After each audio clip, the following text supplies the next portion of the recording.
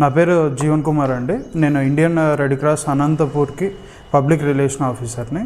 ఇక్కడ ఈరోజు 7:30 ఆ టైంలో మార్నింగ్ మాకు ఫైర్ యాక్సిడెంట్ జరగడం జరిగింది.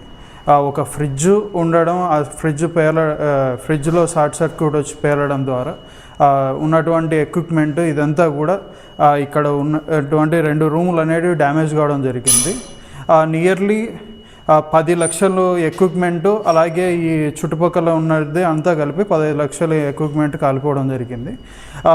ఈ రెడ్ క్రాస్ సేవల్ని వితిన్ మేము ఆఫ్టర్నూన్ లోపల మళ్ళీ కూడా స్టార్ట్ చేయడం జరుగుతుంది.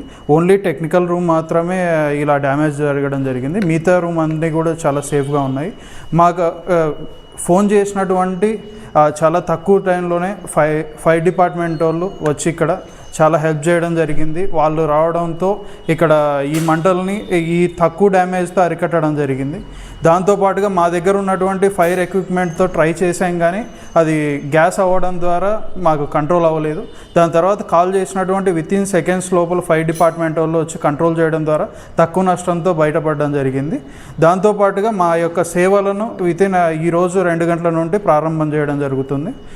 మా దగ్గర ఉన్నటువంటి బ్లడ్ కానివ్వచ్చు, ఇవన్నీ కూడా అన్ని ఎక్విప్మెంట్ సేఫ్గా ఉన్నాయి. కాకపోతే టెక్నికల్ రూమ్లో ఉన్నటువంటి ఎక్విప్మెంట్, దాని పక్కన ఉన్నటువంటి రూము, ఇవి 2 మాత్రమే డ్యామేజ్ కావడం జరిగింది. Thank you.